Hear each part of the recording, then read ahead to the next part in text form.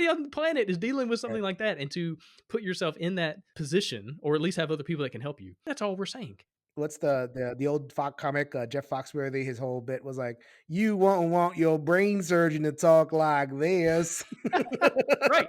And he made a lot of money off of the trope, He made to be yeah, fair. exactly. Like he's turning. I mean, at the end of the day, it's like I remember coming out of like watching that, going, why wouldn't I want my surgeon to talk like this? Does it matter? And that's what the best use of a trope is, when you get people to think, and you get people to kind of be a little bit more accepting and creative, and you know, getting in the right direction in terms of that stuff. Yeah.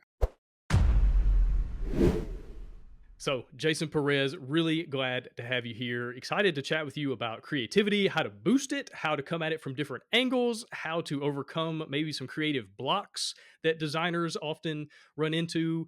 And the reason I wanted to chat with you is because you are a licensed psychotherapist, you're a licensed social worker, you're also now a signed game designer, which is new since the last time you were on the show. So, congrats on that. And you come at things from a science background, but also at the intersection of a gamer and a game designer. And so I thought it would be really cool just to chat about how our brains work, how creativity works, and how things, what are some things we can do as designers to make better games that we're not just constantly putting out the exact same, oh, it's another deck builder, it's another worker placement, except this time it has this, tiny change, which it is what it is. Sometimes as a publisher, you just put out another game because you got to make payroll.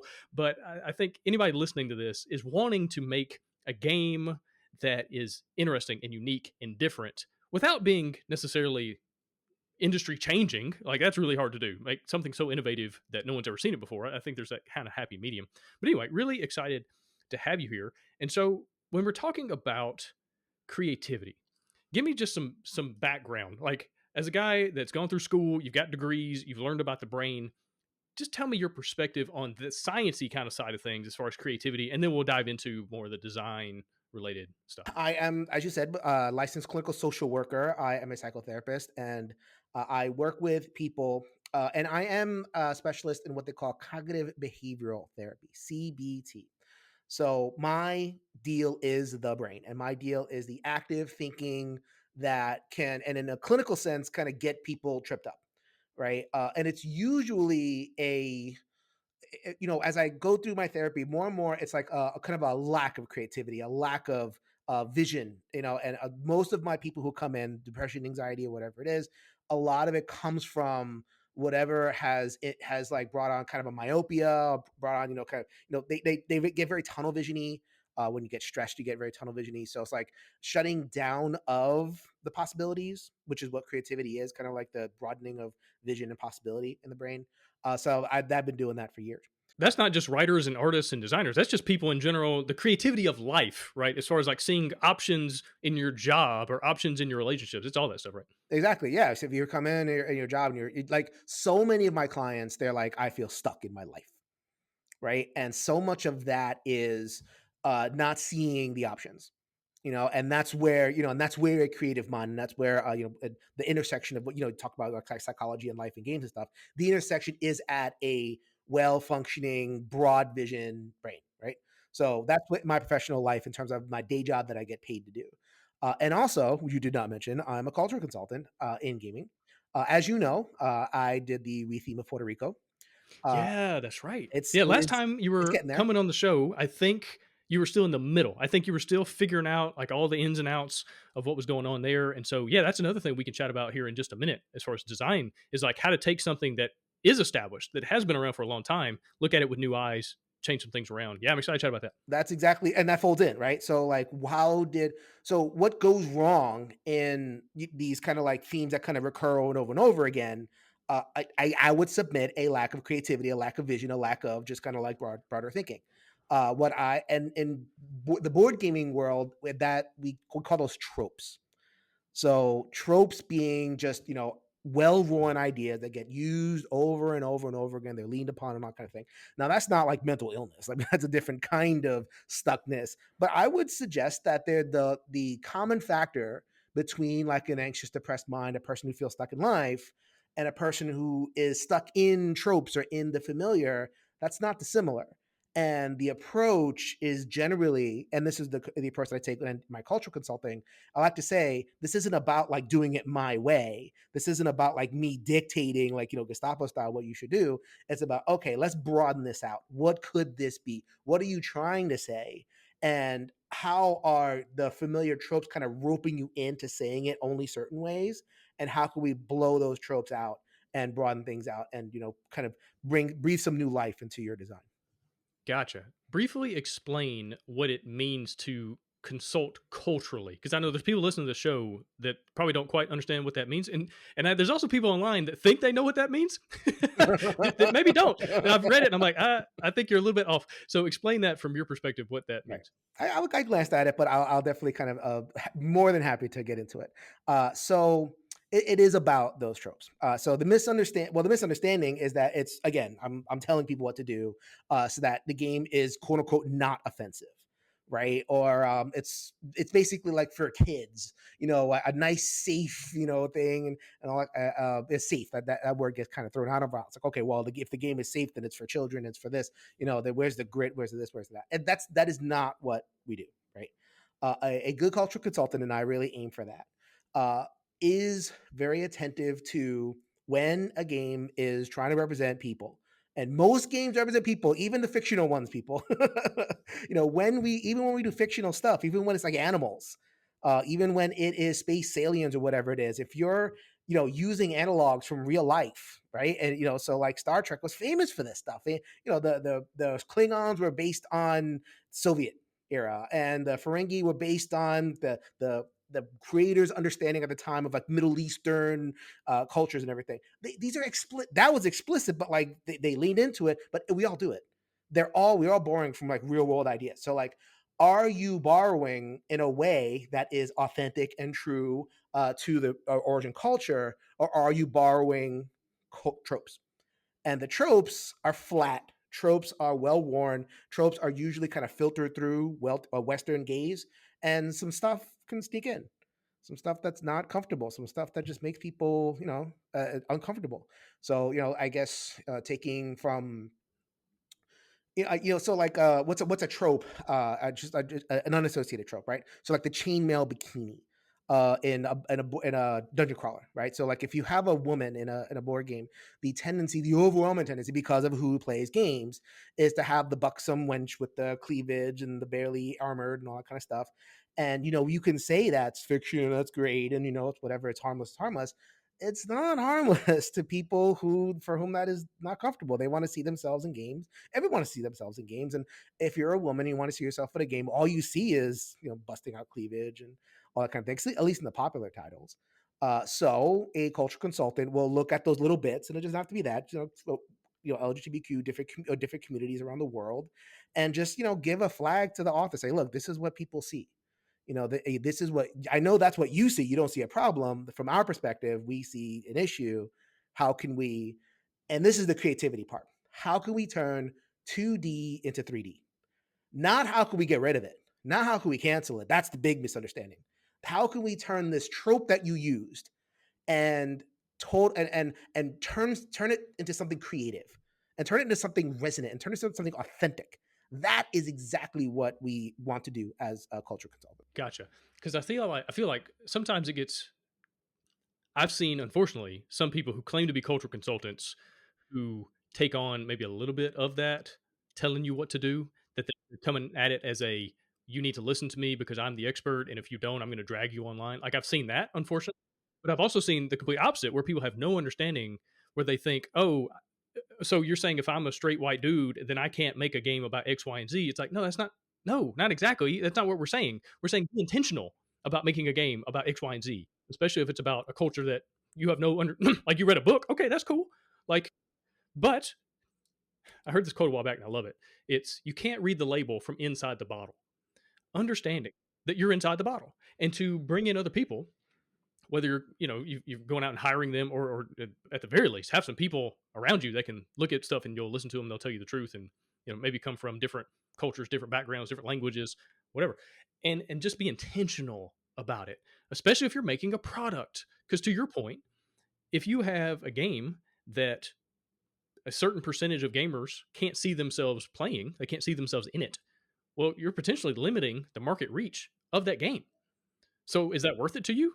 I mean, if it is, fine. Okay, do your thing. But if you're wanting, and more, especially, women and people from different backgrounds are coming into the hobby. Well, if you want to make a game that appeals to them, that they would want to buy and want to play and want to give away as gifts, I don't know, maybe be aware of that. Right. Because Yeah. we're not talking about race, gender. We're talking about money in a lot of this. Mhm. These are marketing decisions. These are business decisions Right. more than just doing it because it's a right thing to do. It's a good thing to do. Like, at the very least, even if you're the kind of person that you just don't care, well, do you at least care about making more money off of your game? So I'm trying to get people to understand, like, you don't have to be this certain political slant, this certain cultural whatever. Do you want to make more money? Do you want to sell more games? And a lot of that comes down to, and I want to talk to you about Puerto Rico in just a second, but any follow up on that? Because I think you're in the same boat of just trying to get publishers and game designers to understand, like, this is, it's not black white. What is green? It's green that we're talking about. Yeah. Okay. So there's a bunch of different like threads there. So there is the you don't want to offend people, quote unquote. And I don't like that word. Like if you want to offend people, like do so intentionally. Don't just do so unintentionally, which a lot that happens a lot. Where it's like, okay, you put in a trope because it's easy, some space trope or whatever, and and then that offends somebody, but you didn't mean it, and that's like a complete waste of time. Everybody's upset. You're upset. I'm upset. And blah, blah. That's as a culture consultant, we if at the very least I can help a creator do that, that's going to happen. There have been some times where I will point out some kind of oopsie in a game that can potentially be an issue, but the creator will come back and say, "This is a core part of what I want to say. And thank you very much for helping me anticipate the kind of things I have to answer, but I'm going to forge ahead and go with this." And I'm like, "All right, I'm glad that I was able to help you." And that person, again, this isn't about like guilting or shaming. I'm anti guilt and shame. And that's a thing too. So really though, and this is kind of gets back to the heart of what we'll talk about here, it's so much of my approach is about encouraging creativity. And let me use an example. I've used this in a video. This was like 2 years ago, so people don't remember. But I love this example. And this is a total left field example, but it totally applies. So, have you heard, my friend Gabe, of the Song of Ice and Fire? The song, well, it was the book series and turned into the Game of Thrones There TV you show. go. That what you're talking about? Exactly. The Yeah, yeah. grand poobah, George R. R. Martin, Mhm. right? So he wrote the original Game of Thrones, the novel, 1992, like way back. What is a cultural consultant at that point? What that wasn't a thing. But so he's writing his book, and he has this character who is a little person named Tyrion Lannister. And if you read the book, and it's still there, like they haven't like edited this out or anything. If you read the original book, the very first book, and the very first scene of Tyrion Lannister is in what Jon Snow. That you're aware of the characters, right? Jon Snow is like dour. He's like looking at looking off to wherever, and then Tyrion is sitting on a ledge on a high building, and he jumps off the ledge, bounces off the an awning, does a somersault, and lands on his feet, and kind of does a little bow and all that kind of thing. And so it's like, okay, then he goes into the whole like capering fool thing. So then what happens with so the book gets released, and there's a lot of little people, folks who have dwarfism, who read the book, and they're like, "What the f? What is this?" And basically, the idea being that George Martin leaned on a trope, the trope of the capering little man. What did George Martin play when he grew up? He played with halflings in D&D. He watched professional midget wrestling with the midgets like Sky Low Low, and they're calling like capering and moving around and stuff. That was his only experience of folks with dwarfism, the little nimble person. And so what they, so George Martin tells a story. He got letters from people saying, back when people wrote letters, saying that that's not the experience of being a dwarf.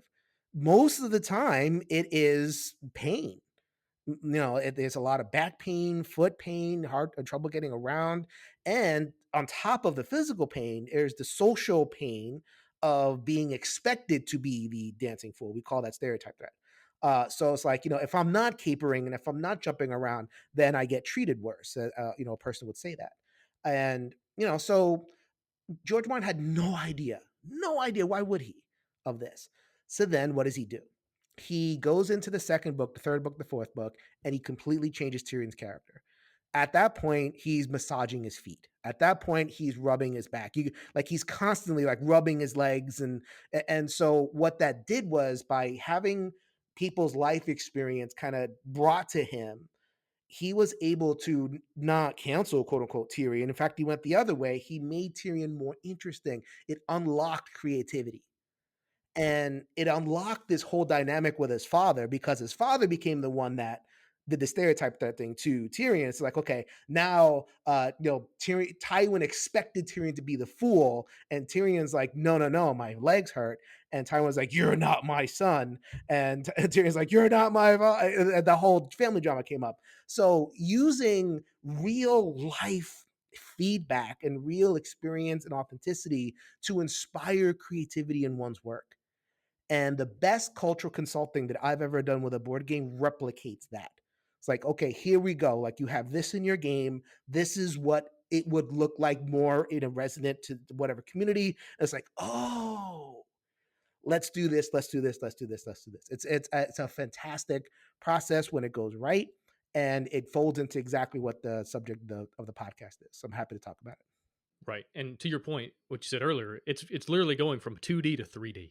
Because now we go from, oh, it's just a stereotypical, little person to no, no, no, it's deeper. He's a person. He's a real, it's verisimilitude, which is, a word that gets brought up in the English circles. And all that means is this could be real. Right. Even if you're reading Game of Thrones and there's dragons and magic and all sorts of craziness, like it's not real, it's fantasy. But there's verisimilitude in the way the characters act towards each other, the way they respond, the things they think, the things they do. You go, oh, this could be real. And in game design, especially if you're a thematic designer, now if you're designing abstracts, oh, okay, whatever. But if you're designing something that has theme and you've got flavor text and you've got narrative and scenarios and all sorts of stuff, you can lean into these things, and all of a sudden players get lost. They kind of forget they're playing a game. They still know they're playing a game, but they're immersed, and they're all of a sudden it feels like they're doing whatever it is on the table. And you can, even in the brain, like I've seen TED Talks and things talk about, especially like Dungeons and Dragons, where when players are in that zone, the brain is making memories in the same way that it makes memories when you do things for real. It's like the brain is just like, oh yeah, you really did slay a dragon. Well, no, but it makes memories as if you did. And so all that to say, again, we're not trying to tell people, oh, you have to design like this, and if you're this person, you can't do. That's not what we're saying. We're saying you can be more creative.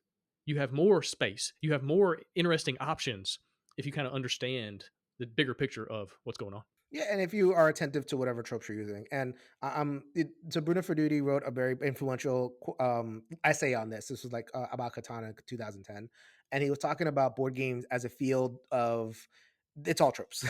It's all tropes all the way down. Like you're playing a game. Most of the game occurs in the person's mind, and the mechanisms are more like a prompt to the mind. So he designed simpler games, so he's definitely on the tip.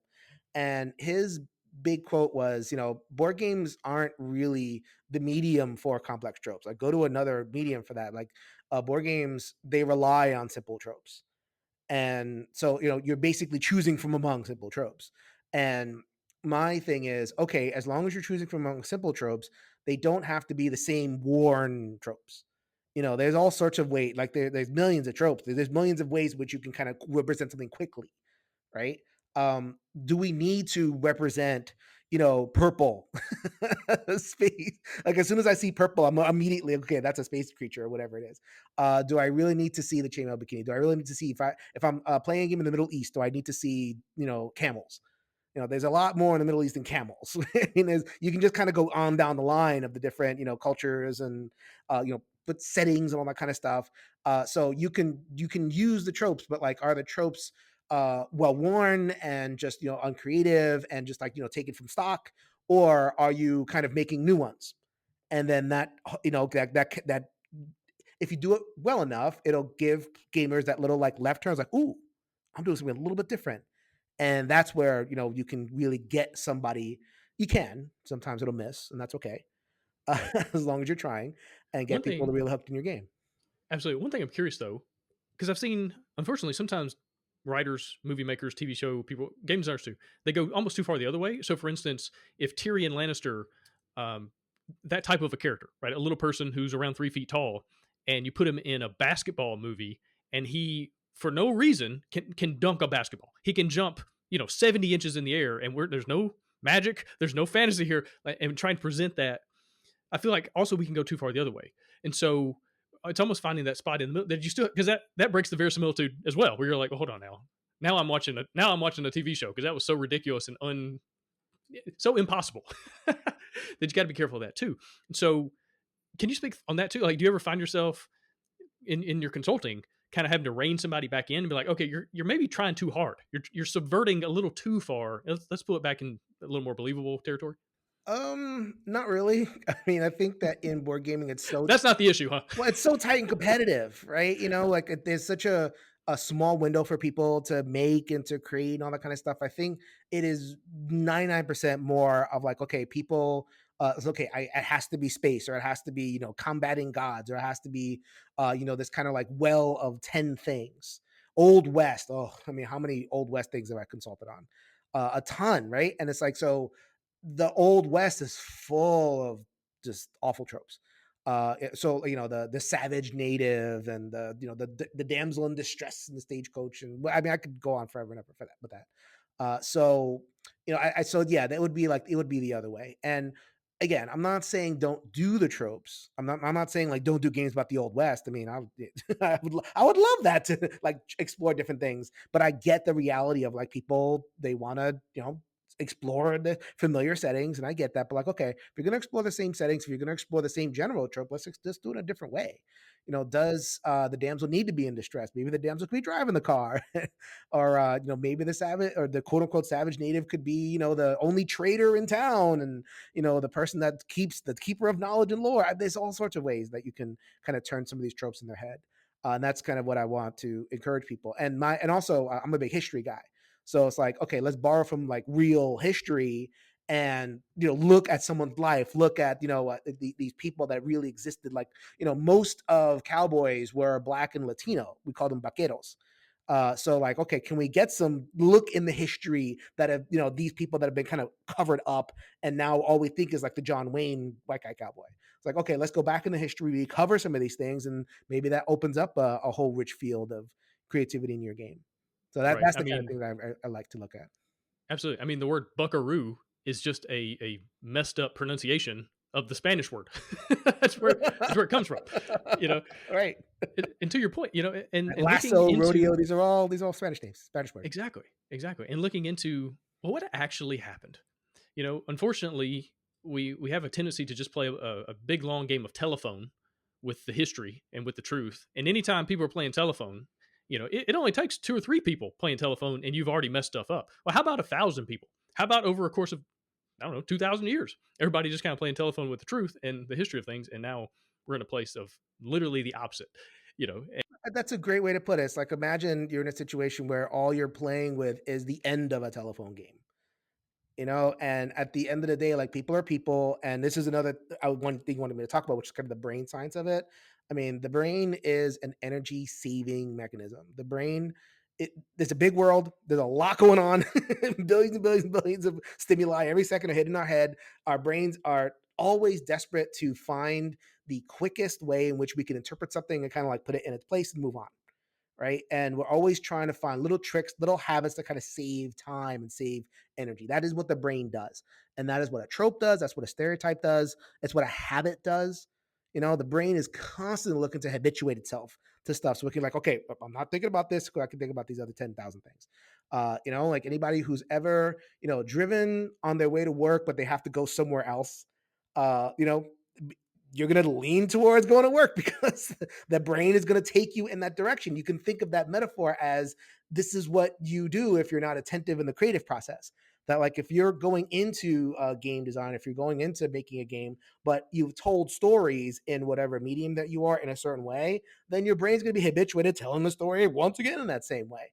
And that's where it becomes really important to be attentive to that tendency of the mind to just go with the normal and the familiar because of its energy saving, and really try to step back and be like, okay, what am I doing?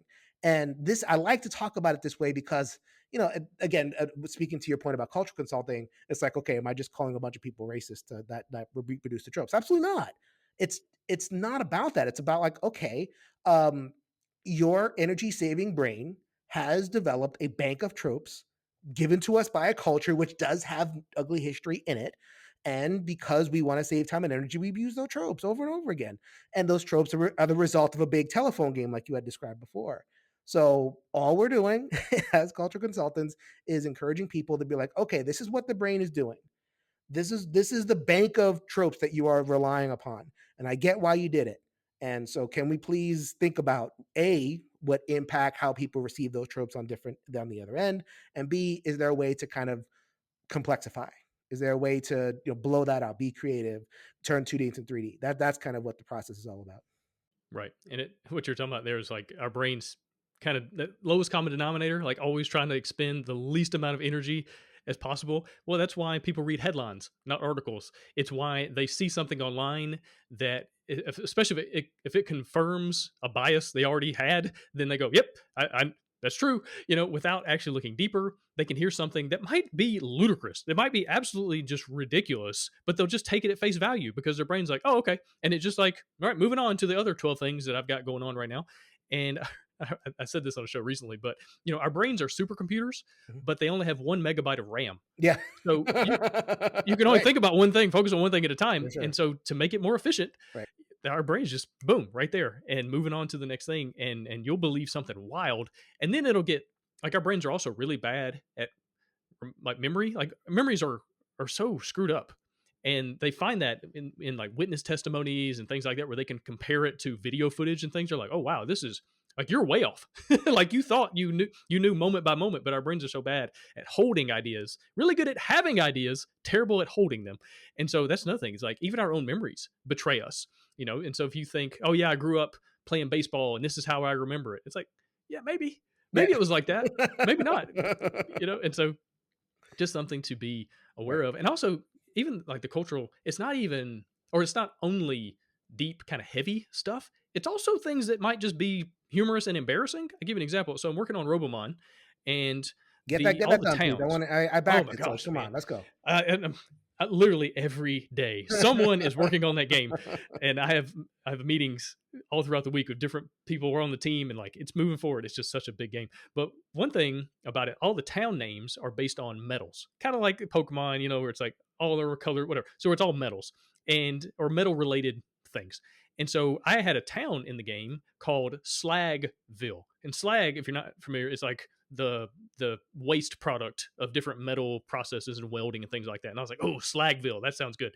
Well, my main artist, who is from the UK, as soon as I told him Slagville, he burst out laughing. And he's like, "You're not serious, are you?" I Yeah. was like, "What? What? What's wrong? Do you know what slag means in the UK, Jason?" I don't want to say that. I'll Family let friendly listeners look it podcast. up. They'll have a fun little Google search on that one. It's not like a cuss word, but it ain't a family friendly Right. term. It's not a And family friendly. so, again, just having other people on the team to go, hey, let's not do that one. Let's find a different opportunity there. And we had a good long chuckle when he sent me a link, and he's like, well, here's what it means, and like, oh, okay, that's funny. But it's also keeping you from silly, embarrassing things, or just things that pull people out of the moment. I've used icons in the past that, for instance, a battery. Well, the normal like stereotypical trope of a battery icon, that type of battery wasn't invented until like the early or mid '90s. And so when I used that icon on a game that was set in the '80s, that pulled a handful of people out of the moment. They're like, wait a minute, that battery doesn't exist in 1983. I'm like, first of all, come on. But they had a point. And so it's not just these deep, heavy things. It's everything. And just having people there to just see it and with different eyes and see it in a way you don't, I guess is the main thing. Mhm. And so you want to talk about Puerto Rico? I know we want to be mindful of time. I'll get into a little bit of that. Yeah. So okay, so the Puerto Rico as the old game, right? And I want to kind of put it through the lens of what we're talking about here. Like Classic. One of the greatest games of all time. it's an amazing game. Yeah. I Not the grew not my opinion, just in general, it's what a lot of people say. I've played it, it was fine. But a lot of people, it's like it's one of the games that brought a lot of people into the hobby. So when you were tackling this, I mean, you were like changing Mount Rushmore to some people. Like there was some thoughts that sure, people sure. had. Right. Anyway, just to give people context. Okay, yeah. So I mean, it's one of those things where like I wasn't asked, right? I took it on my own because it was a big conversation at the beginning of 2021, and like so okay, so I know how these games get themed, and I've kind of known that the entire time. Like, and Puerto Rico's not the only one. I mean, there's like Puerto Rico was one of the original ones, but there's you got the Goas and Navigador, and I'm just from my own history studies and from my own my college education, and we call it Orientalism. We call it the when a Western looks when a white male European Western center looks out at the world, and like the author talked about it in terms of like the East, right? The West and the East, but it applies for me as like the center and the margin. So it's like the center is the white male center.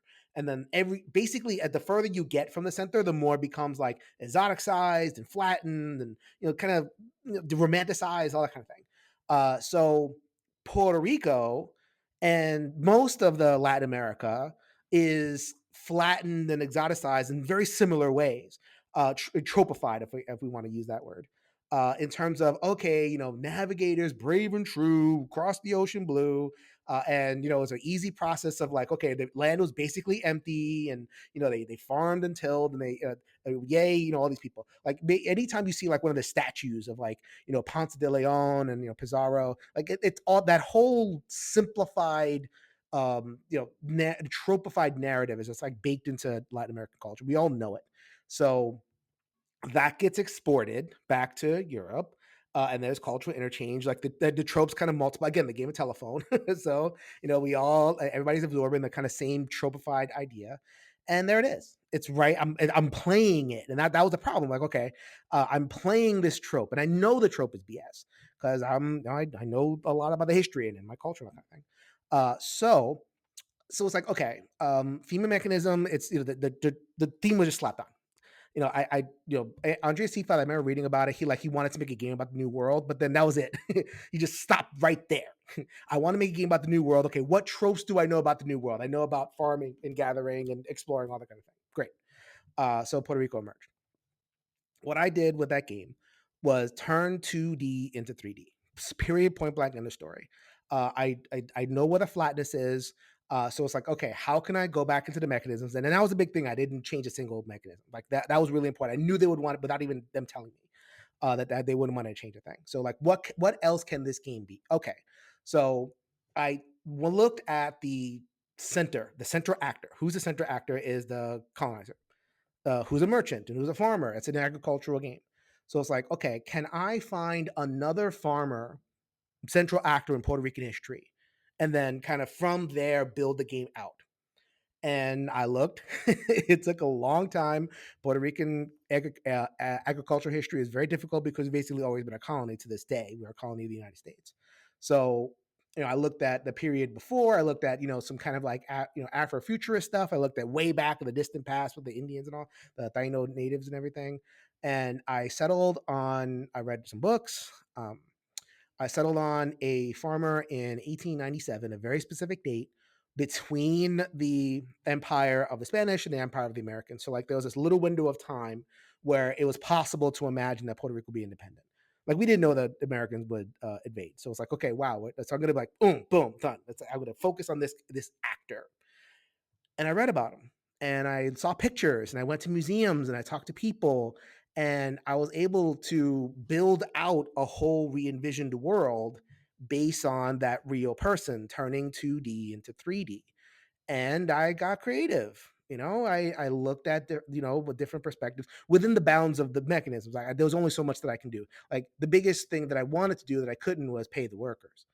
So I'd love to have put in a little bit of like just to um the player that like, okay, you are not a slaver, you are paying these workers, but they were, and I knew that they would upset the game balance because like it's a very tightly designed game. So I just worked with it, and tried to be creative, and hopefully I told a resonant story, and I've had nothing but great feedback. Nothing but either I've had great feedback or dumb feedback. I haven't had like truly like this is bad feedback. It's either like people love it or they're like judging it based on some kind of like woke Rico standard, and I don't listen to that.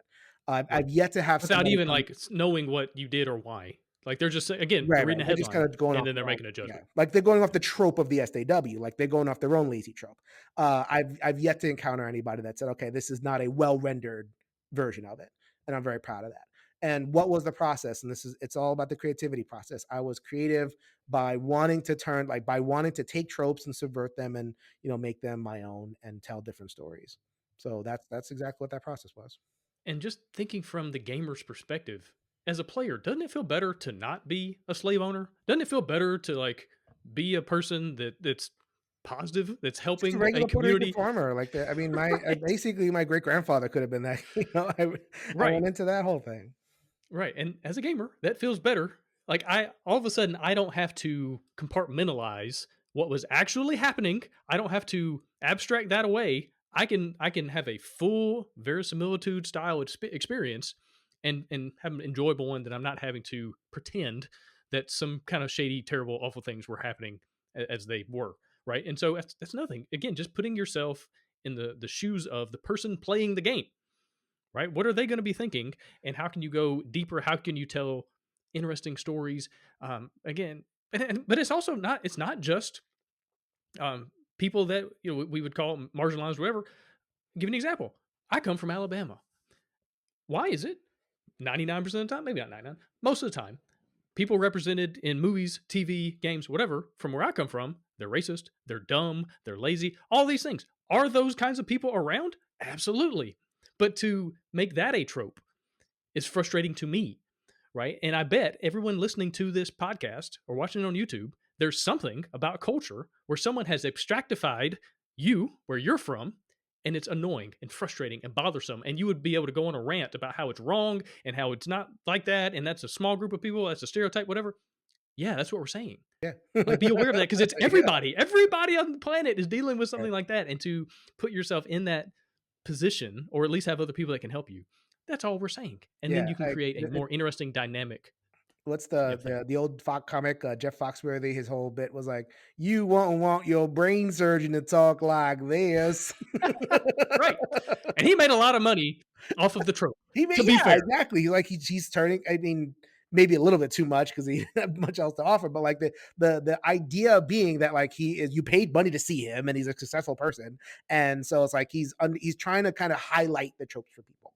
Right, it's like okay, and people are laughing, ha ha ha. But like at the end of the day, it's like I remember coming out of like watching that, going, why wouldn't I want my surgeon to talk like this? Does it matter? So and that's where and that's where the best use of a trope is, when you get people to think and you get people to kind of be a little bit more accepting and creative, and getting in the right direction in terms of that stuff. Yeah. Yeah, absolutely. I had a really good chat with Peter C. Hayward. This is a while back when he was working on this audio show and he had all these voice actors coming in and it was like a spaceship and the guy that was doing the voice of the ship, like the AI, the computer, had this amazing voice, but he had a British accent. And I asked Peter, I was like, "Hey man, why don't ships ever talk like me?" Like you never have a redneck AI on your ship. Why is that? Can we? And I was trying to push him. I was trying to get myself a job, to be fair. But Right. but again, that's a way, and you got to do it right though. You can't Yeah. get what I was saying earlier. Like you can't push it too far where it's silly, You can't where be it's like, imitation. It can't be yeah, like a copy, what's his face? Yeah, Chadwick Boseman talked about this a lot because he did a lot of biopics when he was alive. He did, Thurgood Marshall, he did James Brown, he did Jackie Robinson, and he talks so much about like when I'm representing another person, I do not want it to be an imitation. I do not want it to be a cheap knockoff. And with James Brown in particular, it's like super easy, hey, all that stuff. And it's like, no, I have to. And what did he do to kind of achieve what he achieved was spend time with the family and did his research and practice and like to really just kind of hammer it home like the nuances. Like there's so much that room available in terms of nuance, and it's like okay, what emerged was something that felt resonant and felt real. And we're not gonna do that in a game. I understand, like, we're not gonna be like, do the research and all that kind of stuff, but you can do better than just the flat, ordinary, whatever. And speaking of the spaceship thing, like, you never seen like a native person in a spaceship. You've never seen the, as if like Native American history ended in 1897 and like there's nothing else for us. So it's like, no, no, no, like that we still exist. In fact, there's more of us now than there were at any point before European, it would it the whatever we call it the conquest. So it's like, why can't we be in the flying in the stars? Why can't we be, like you said before, voice in the ship? I would love that. Like there should be all that stuff in ships. It doesn't just have to be like the same four or five, body types and skin tones and all that. Yeah, absolutely. And again, you can tell some very interesting stories. But back to I think maybe the main point overall is just be intentional. Be aware. Be aware how lazy your daggum brain is. Like I Yes, remember this absolutely. when I was playing football, we would do these sit-ups and you had to hold two 10-pound weights and a five. So you had to hold 25 pounds, but it was three plates. So it was always shifting and moving around. And it was so awful because you would have to like force yourself to like grab these things and do the sit-ups, right? And your body would naturally, especially as you got tired, it would want to cheat. It would want to like curl up and go to the side and not go straight down and straight back up because it was trying to be as efficient as possible, especially as you wore out and whatever. And you had to be so focused and so intentional. And if I think about that, if I could be that intentional and focused on a sit up, Mm. maybe I can be focused and intentional on things that maybe matter a little bit more, right? But the main thing was your brain is constantly trying to take the easy way out, and don't let it. Don't let now. There gets to a point you can't go to all the museums, you can't read all the books, you can't hire all the people, whatever. Like there comes a time you're just like, hey, this is what it is, and that's fine. But at least be intentional about what you're doing. Yeah, I and want to form switch. Go ahead. partnerships. And if you're gonna do things about human beings, there's nothing to stop you from like partnering up with other human beings. And it's funny, like I'll post something like that on like a BGG forum, and I'll get so much pushback. Oh, you can't. The creator is independent, and you want them to have the freedom to just create. And now we have to submit it to the Politburo, and we have to check with 17 different people in order to make anything. And it's like creativity is not just about like the Promethean solitary person that reaches ideas from on high. Matter of fact, if we trust that person, they're probably going to come up with the same old crap over and over again. We're going to get the same white male lead. We're going to get the same damsel in distress. Like you trust people to their own devices, the single solitary person, and you'd be surprised how much the same gets reproduced over and over again. The most creative stuff comes attached and comes in relationship and partnership with people who know. And I always like refer to as like Star Wars, right? So if you're going to make a game or make a product that is resonant with Star Wars, wouldn't you want to talk to a couple Star Wars fans? Like if someone shows up with a cube Death Star, then all the Star Wars fans out there are going to go, wait a minute, why didn't you talk to one of us? And it's like, that's all we're asking in terms of a culture idea, and even if it isn't like directly, even if you're only doing animals or if you're only doing, space creatures or whatever it is, you're still taking from that bank, that lazy bank of tropes. You're still unconsciously grabbing from that well, and it's worth people taking a look and going, okay, what are you grabbing? How are you representing it? How can we turn 2D into 3D with your product? That is the ultimate way to understand what we're doing. Right. And that word you just said, product. I'm not making art. I'm making a product. Those are different things. Now they can kind of have some intersection. There can be, some parallels in tandem, whatever. But at the end of the day, I'm trying to make something that other people will hopefully buy and that I can pay some bills with. Like, and so when people get super upset, like you were saying earlier, like, oh, the creator should be free. Yeah, go for it. Feel free. They can do whatever they want. But as soon as you turn this into a productized, marketable thing, that's a whole nother thing we got to be thinking about. And so I think there's just a misunderstanding there. I'm not trying to limit somebody's creativity. We're trying to, how do you make the best product for the market, and not that you have to, you know, feel like you're boxed in by a certain group of people or political movement or that's not what we're saying. It's just being aware. Let's switch gears and talk about the value of putting yourself into a different box, so to speak, where you're trying things to avoid, like, especially if you're a game designer, you probably have a tendency to design the same kinds of games. If you really like Euro games, you're probably designing Euro games. Well, there can be some value in designing a party game. You and I were talking before we hit record about Vlado Chvátil, who has made some of the heaviest, most complicated games in the world. Mage Knight. right? Through the ages, like games that take forever to set up and play and figure out, and like rule books on top of rule books and understanding all this stuff. And he also made code names because he let his brain go into a new place, and then that turned into one of the best party games, that's ever been made. And Right, so there's like so Galaxy much Trucker, value. some like, chaotic, real time thing, and Space Alert's actually one of my favorite games. I love Space Alert. That cooperative programming and chaotic, and that same mind made Bayesian, another one of my favorite games. Yeah, it's Yeah, a great to example. to get outside your own personal tropes that you've kind of like, that your brain has just like, all right, the box has been checked, as far as like what kind of games you make, and themes and things like that. I'm reminded of, so Aretha Franklin's song Natural Woman was co-written by a man. It's like, wait, what? You Make Me Feel Like a Natural Woman was written by a dude? Well, I think he was allowing himself to get into a new zone there, and maybe see things through new eyes and have a different vision for things, and that turned into one of the, most well-known songs ever made. And Some so of my there's a lot of favorite value. salsa jams are written by German dudes, like Scandinavian dudes. I mean, you seriously, like you look at the liner notes of like a Mark Anthony or whoever else, and you're gonna see a bunch of names with 15 consonants that are from. Yeah, you Yeah, can't no, say that in Spanish. the human Names that mind is don't work in wonderful. Spanish.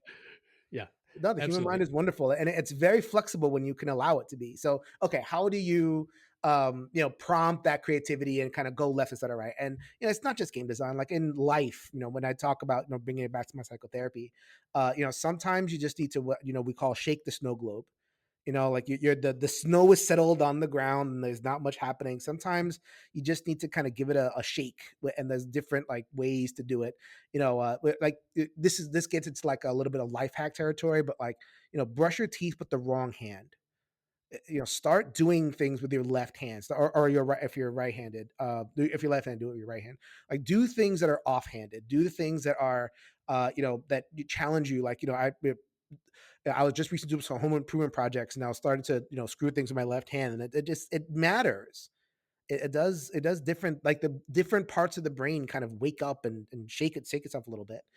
Is the word So plasticity? Am I remembering right? Plasticity is the word there? neuroplasticity, yeah, neuroplasticity. Yes, you want to get that Yeah, going. talk about what that is, because that's what I've heard. I've heard several people talk about this now, where you, like you're saying, using your left hand to do things, it literally creates new pathways and different things in your brain. Speak on that for a second.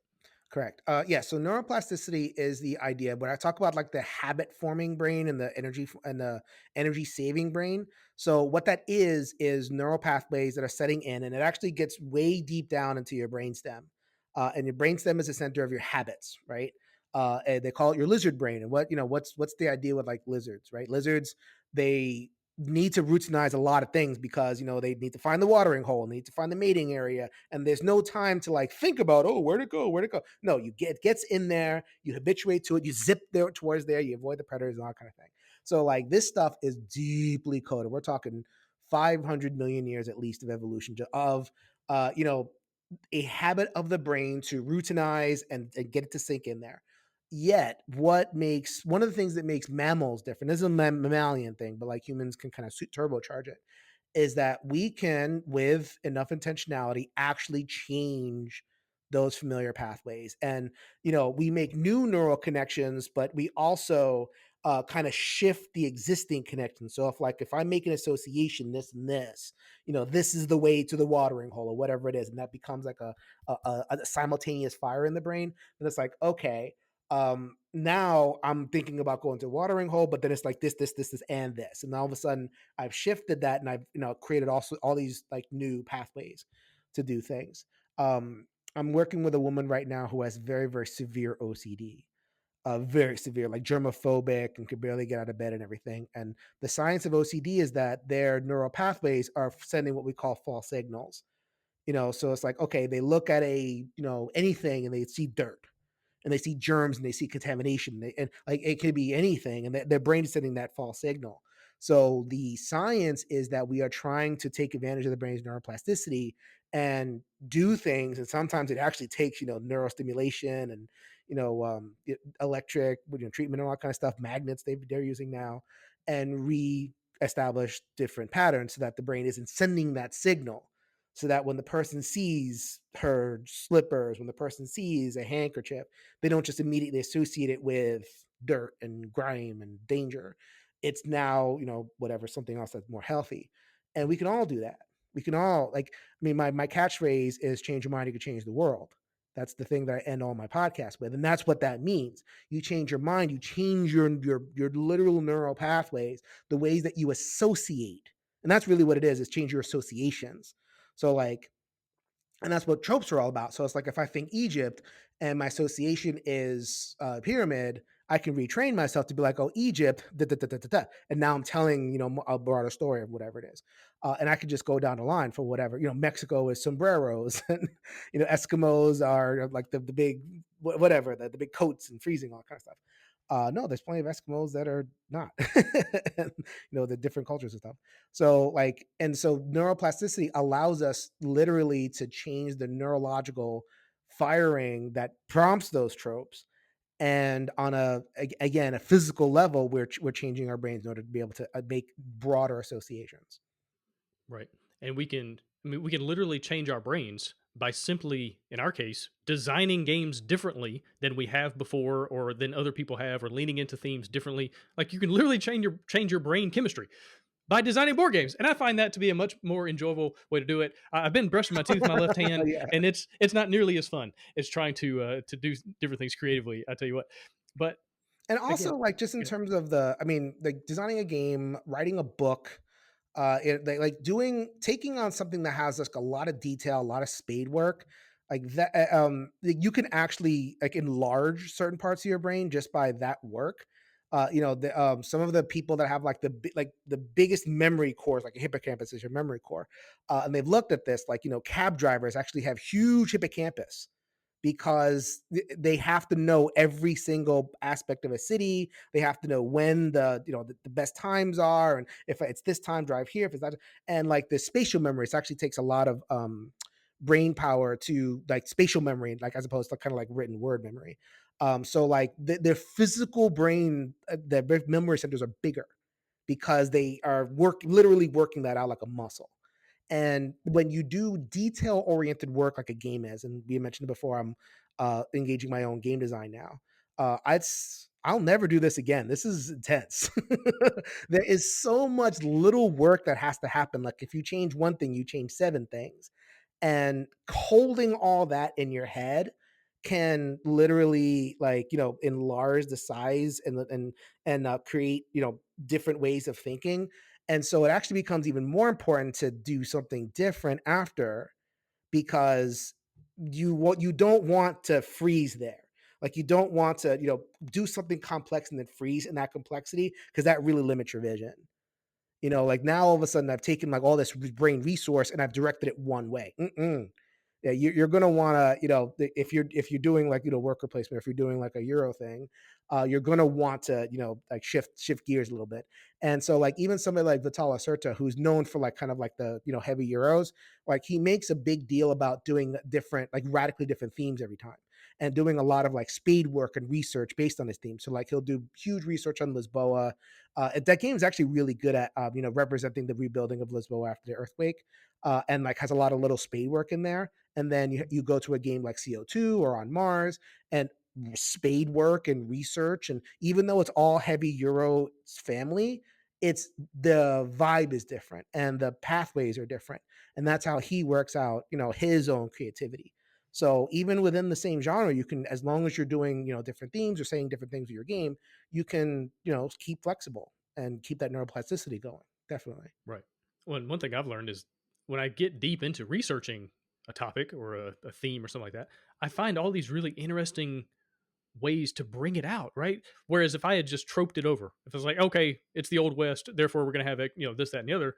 Well, I missed some really cool moments that I could have like leaned in. It has these like creative avenues that people hadn't seen before because people don't want to do the research. They don't want to do the. I've said this before, like the stats on I give you stats on podcasting. I was talking to a guy today who wants to start his own podcast and game related, and so I was chatting with him, just trying to give him some feedback and encouragement, whatever. And I looked up the stats. I hadn't seen them in a while, and they're actually worse than they used to be. 90% of podcasts don't make it past like episode 8, and then 90% of those that do make it past 8 don't make it past 20. So as soon as you get to episode 21, you're in the top 1% of all podcasts ever. Like 21? Like that's it? Yeah, that's it. Like people don't want to do the work. We're lazy. We want to give up. We don't see instant results. We quit. And so success can come in doing just a little bit extra and going deeper, learning some things, finding interesting creative ways to present the same story that's been told a million times. Yeah, but how could you tell it differently? If you do a deck builder, maybe you draw 7 cards. Maybe it doesn't have to be 5 every time. Like it doesn't even have to be theme. Like it'd be mechanism, and Right. a lot of people have made good money designing games that are the same, but the differences in their worker placement system or whatever makes people go, ooh, I understand it because I've done this kind of game before, but that's different. That's an interesting way to do it. And all of a sudden it opens up these different, strategies and creative options and things like that for the actual gameplay. So, not just theme, but also mechanism. But like you're saying, at the same time, it's making your brain bigger. So I feel like there's almost no downside to a lot of this stuff, I except for mean, the only time. It downside is is going to take there's extra time. risk, right? I mean, It's true. it's very easy. Like again, the creative process is easy. In a lot of ways, consumer buying habits are also tropey too, right? And we someone comes on, they log on, they want to see a big burly orc with an axe, and like okay, like dungeon crawler. They want to see dour man staring across the distance. Euro. They want to, and there is a familiarity there, and so I can see where people are like, you know what, I'm not here to reinvent the wheel. Again, like you said before, we have to make payroll, we have to, do things. So it's like that, so the gravity towards same old is very, very strong. But when you can bust through, when you can do your Wingspan, which is a creative project, when you can do your, game from left field that hits, then it's almost like you're re-educating our community brains. We didn't think that a game like Wings, like the whole hobby, nobody in the hobby thought a game like Wingspan could be successful. And then all of a sudden Wingspan shows up and it's almost like a community neuroplasticity hit where it's like, oh, now we could do all these games. Now you got Castadia. Now you got like apiaries coming soon from Stonemaier. And now a whole field of vision kind of opened up. And that couldn't happen if we didn't have the openness to, something that was a little bit different. It's, making an aviary vertebrates. Right. So that's so those are a little bit more moonshotty. Like, for every one of those is going to be, 10, 20 on the cutting room floor of like, okay, this is the community's not going to buy this. So there's a risk aversion that sets in. That's a big thing I encounter in cultural consulting of like, no, we don't want that. We want something that the community is gonna like. And so there's two answers to that. One, like not every one of your safe products is going to be great either. Like you might have a slightly bigger chance of hitting, but you're going to get, now your risk can get lost at sea of like the other 10,000 things that you're doing. So that's number one, that, instead of you take a risk. Number two, even if you do the same old thing, maybe there's a different way to do the same old thing. Maybe there's a little curveball that you can put in. One of my favorite games over the last couple of years was the Transformers deck building game. And it's a deck building game, and you draw 5 cards, and you do your deck building things. The innovation in that game is the market where you buy the cards is actually, they call it the matrix, and you have standees. You're walking on the cards. So if you want a card, you really have to get your generate some move with your cards, and then walk to the next card and buy that card. And they were able to kind of make this really cool, like Optimus Prime running past Megatron, and ducking through, and hiring Grimlock and everything. And they were able to kind of use the familiarity of buying cards from a market, but give it this little spin. Was it successful? I mean, that game happens to have a little bit of mechanical crunch things that are difficult, but it stayed with me. At the very least, that game stayed with me, and I pull it out. I barely pull out it. I'm a reviewer. I review new games all the time, but that's a game that stayed with me, and I pull it out. I want to play this again. One of the few, just because it did something different. Right. That's a really great way to look at it. How can you take something that is tried and true, so to speak, but then turn it on its head? Where it's not just a market where you buy whatever card is out there. No, you have to land on the card.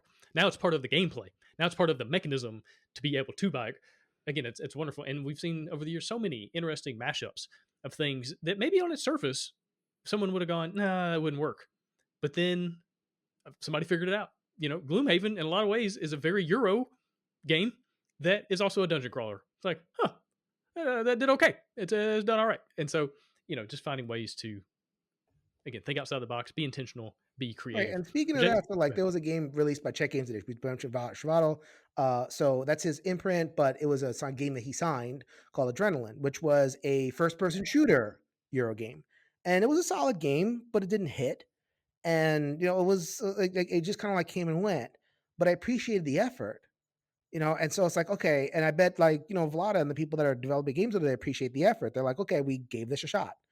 And okay, things learned, and we went left, and now we can kind of like learn for the next one. And they ended up with a hit with Arnak, and they more miss and hit and miss and hit, and then and that is the creative process.